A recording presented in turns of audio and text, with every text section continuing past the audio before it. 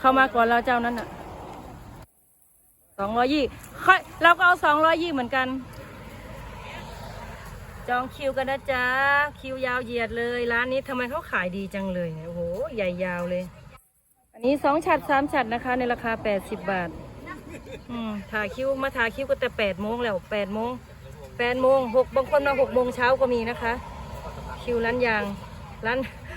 รอคิวยางอยู่บ้านโนนก่อนนะคะอำเภ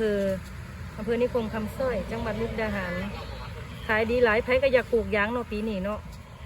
หลังจากที่ราคายางมันดีเนาะ